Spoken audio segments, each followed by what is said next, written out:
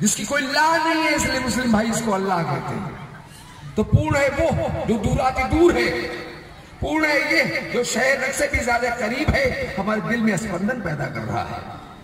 पूर्ण है वो, पूर्ण है ये, पूर्ण से निष्पन्न होता पूर्ण है, और पूर्ण में से पूर्ण को यदि ले निकाल, शेष तब भी पूर्ण ही रहता सदा। यह है परमात्मा का गणित। सासंगत जी, खाकसार जब कभी निरंकारी मिशन के समागम में जाता है तो खास कर हुजूर नबी अकरम सरवरे दो आलम सल्लल्लाहु अलैहि वसल्लम की उम्मत के लोगों को जहां तक ये आवाजें जा रही हैं, मुखातिब करता है अपनी तरफ कि आओ ऐ ईमान वालों, ये अल्लाह वालों की जमात है। जो निरंकारी मिशन का इज्तिमा हो रहा है, यहां खालिस इस्लाम का झंडा फहराया जाता है। इस्लाम है क्या? हुजूर नबी अकरम सरवरे दो आलम सल्लल्लाहु अलैहि वसल्लम के लिए 4 लाइनें एक खाकसार पहले पेश करके फिर अपनी बात को आगे बढ़ाएगा। मुश्किल थे रास्ते आसान हो गए, मुश्किल थे रास्ते आसान हो गए, और दुश्मन भी देख के हैरान हो गए। मुश्किल थे रास्ते आसान हो गए, दुश्मन भी देख के हैरान हो गए। रखा जब मेरे नबी ने दुनिया में कदम, अरे पत्थर भी कलमा पढ़ के मुसलमान हो, पत्थर भी कलमा पढ़ के मुसलमान हो गए। शासक जिस वक्त दौरान हुजूर नबी अकरम सरवरे दो आलम सल्लल्लाहु अलैहि वसल्लम तशरीफ लाए अरब में, बड़ी जिहालत थी। लोग पढ़े लिखे नहीं थे, जुआ खेलते थे, जिना करते थे, एक दूसरे को मार डालते थे, घर में लड़की पैदा होती उसका गला मरोड़ देते थे। ऐसे हालात थे। जहां काबा शरीफ है, लोग हज करने जाते हैं, वहां 365 बुत रखे थे, लोग बुत परस्ती करते थे। ऐसे वक्त के दौरान हमारे रसूलुल्लाह नबी अकरम सरवरे दो आलम तशरीफ लाए। किसी शख्स ने उनसे ये मुखातिब होकर के कहा, मेरे आका हमें आप ये बताइए इस्लाम क्या है? अगर कोई पूछे इस्लाम के बारे में तो हम क्या उसको जवाब देंगे? तो हुजूर ने बड़े मुख्तसर लफ्जों में जो जवाब दिया था, उस जवाब को हम आपके सामने रख रहे हैं, हुबहू लफ्जों को। अगर कोई पूछे इस्लाम क्या है तो कह देना यह है पैगाम मोहब्बत, यह है पैगाम मोहब्बत, और इस पैगाम को जहां तक पहुंचे सो पहुंचाया जाए। तो आज दास फख्र के साथ कहता है, जिस पैगाम मोहब्बत को लेकर के हुजूर दुनिया में आए थे, जिस्म करके चले गए, लेकिन काम को इस अल्लाह ने जारी रखा है, और उसी मोहब्बत के पैगाम को बढ़ाने के लिए निरंकारी बाबा दुनिया में आया। तो ईमान वालों को दास यहां इसीलिए मुंतखब करना चाहता है कि आओ देखो इस वक्त दौरान असली इस्लाम क्या है, इसकी पैरवी कैसे की जा रही है। इस मिशन को के माध्यम से इस्लाम का झंडा निरंकारी बाबा फहरा रहा है। तो अपने निरंकारी बाबा का परिचय कराते हैं मुस्लिम भाइयों को। इसकी शक्ल सूरत पे बच जाइएगा, पगड़ी बांधे आप सरदार समझ करके कहीं दूर भाग जाएं, ऐसा ना कीजिएगा।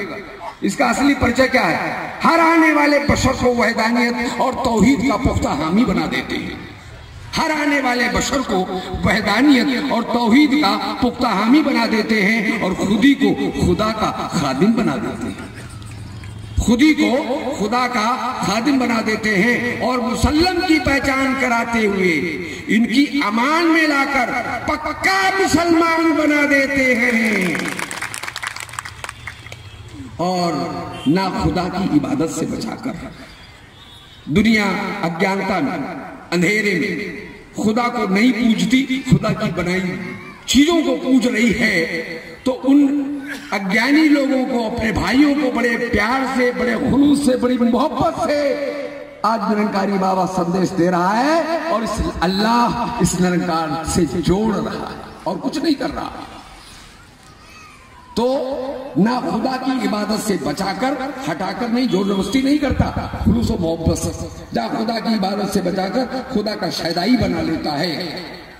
शासक जी, अब हम आ रहे हैं कुरान शरीफ की सूरह नंबर 2, सूरह अल बकरा, आयत नंबर 115 के अंदर अल्लाह फरमा रहा है कि अल्लाह का ही पूरब है, अल्लाह ही का पश्चिम। अल्लाह ही का उत्तर है, अल्लाह ही का दक्षिण। जिधर की तरफ तुम मुंह करके खड़े होगे उधर अल्लाह का सामना पाओगे।